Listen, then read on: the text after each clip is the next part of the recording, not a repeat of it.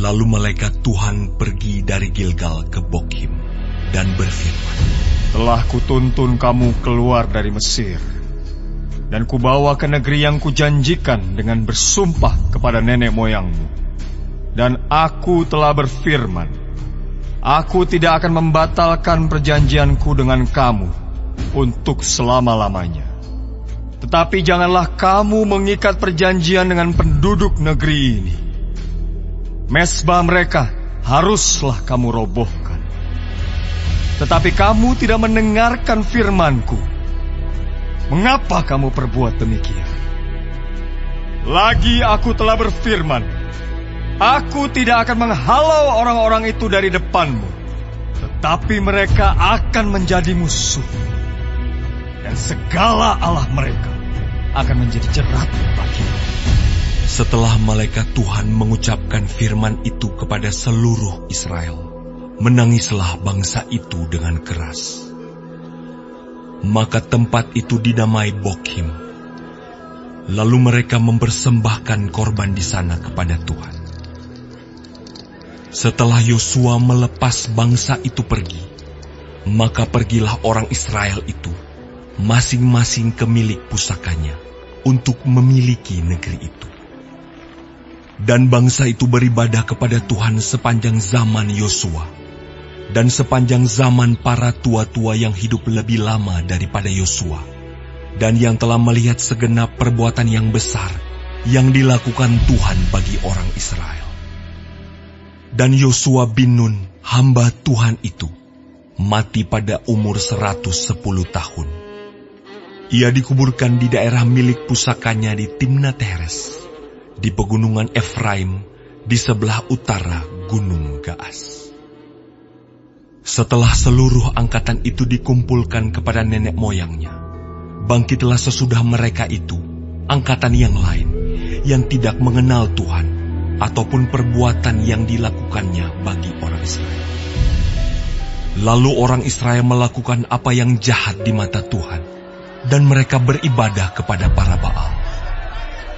Mereka meninggalkan Tuhan, Allah nenek moyang mereka, yang telah membawa mereka keluar dari tanah Mesir, lalu mengikuti Allah lain dari antara Allah bangsa-bangsa di sekeliling mereka, dan sujud menyembah kepadanya, sehingga mereka menyakiti hati Tuhan. Demikianlah mereka meninggalkan Tuhan dan beribadah kepada Baal dan para Asitoret. Maka bangkitlah murka Tuhan terhadap orang Israel. Ia menyerahkan mereka ke dalam tangan perampok dan menjual mereka kepada musuh di sekeliling mereka, sehingga mereka tidak sanggup lagi menghadapi musuh mereka.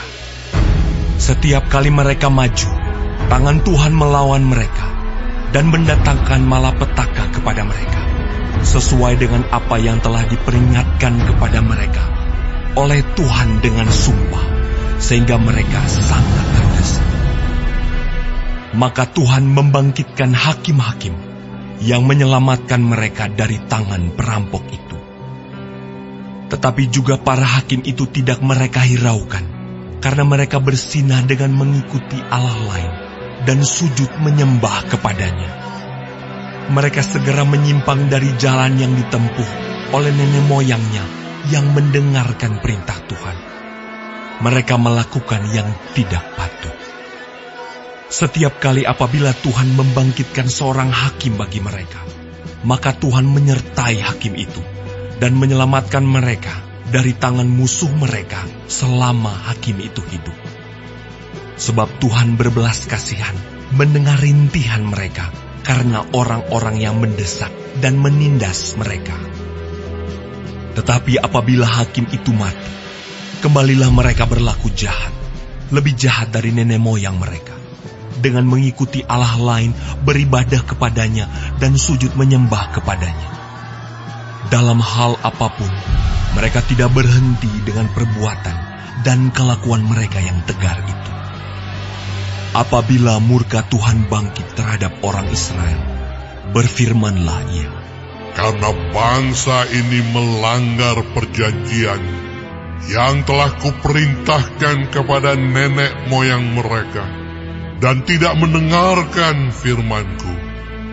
maka aku pun tidak mau menghalau lagi dari depan mereka satu pun dari bangsa-bangsa yang ditinggalkan Yosua pada waktu matinya, supaya dengan perantaraan bangsa-bangsa itu aku mencobai orang Israel, apakah mereka tetap hidup menurut jalan yang ditunjukkan Tuhan, seperti yang dilakukan oleh nenek moyang mereka, atau tidak.